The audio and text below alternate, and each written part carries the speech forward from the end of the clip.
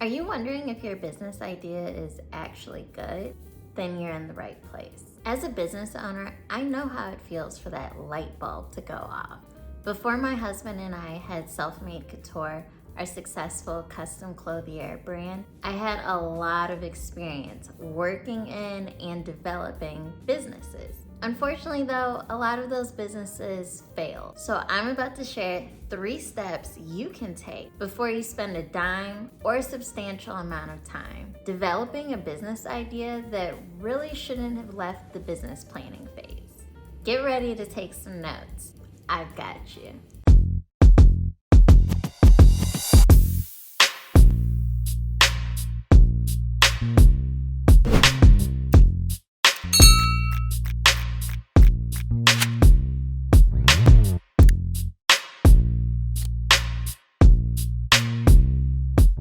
I'm so excited to help you figure out if your business idea is something you should dive into further.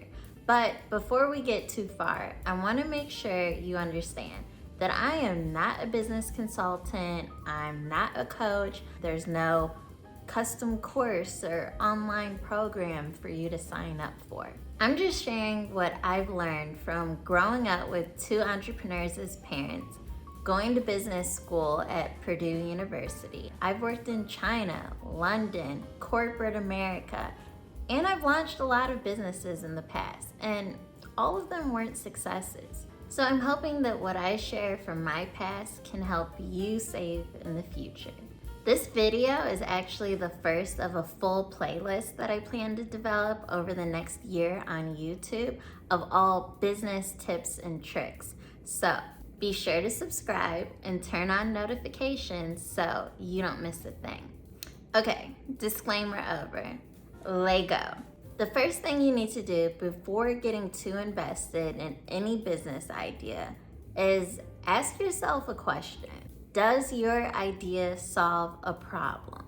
Your idea needs to be more than something you're interested in or something you like doing. It needs to solve a want or a need that people actually have and that they're gonna pay to fix. For example, Airbnb helps people with their lodging needs.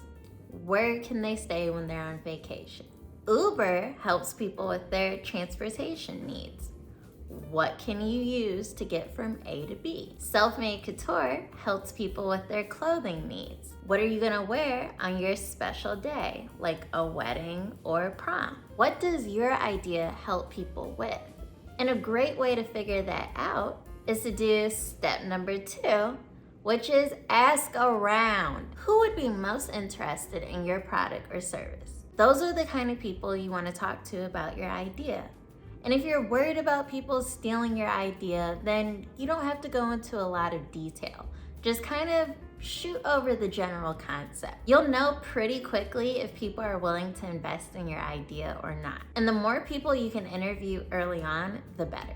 I suggest finding people to ask that aren't the same types of people either. You don't want to just turn to your friends and family because they might not even be your target market.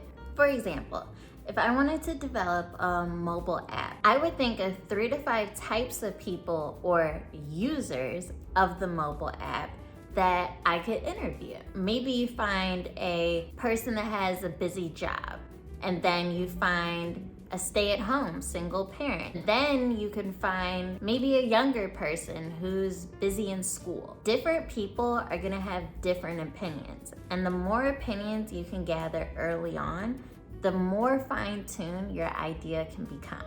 Imagine how clear your product or service could be if you talk to 10 or 20 people. The more people you talk to, the better you'll understand who your product's for and who it isn't. Then you want to do the final step before even thinking about a business plan. Number 3, test it out. This phase is different than the previous phase because you're doing more than just talking. You're giving people something to test out. You're giving people something to taste. You're giving people something to tangibly accept that is a version or an example of what you hope to provide in the future. Start off small and test it out. If you're looking at selling a certain type of product, then order the product, order different types of products, like sample them and see if you like using them. If you're trying to develop something new, then maybe consider making a prototype, which is literally just a test concept of your idea. Get your concept visual or tangible so that you can see if you, like even doing the product or service, because if you're gonna do a business, you need to enjoy it so that you'll continue doing it long term. And B, see if people that you've talked to previously about the concept are even interested in using it or having it or want it. The more sampling you can do early on before investing in a lot of planning and strategy and just infrastructure in general, the better. Just to recap, number one is deciding if your business idea solves a problem that people actually want to pay to fix. And number two is asking around and seeing if people are even remotely interested in what your idea is. And then number three is testing it out and seeing if you like creating that product and if people are willing to accept the product that you're creating. This is just the beginning. So if you or anyone you know is sitting with a business idea that they're thinking about taking the next step on, then shoot them over this video and make sure they subscribe to my channel, because I'm gonna be giving thousands of dollars worth of business advice for free over the next year.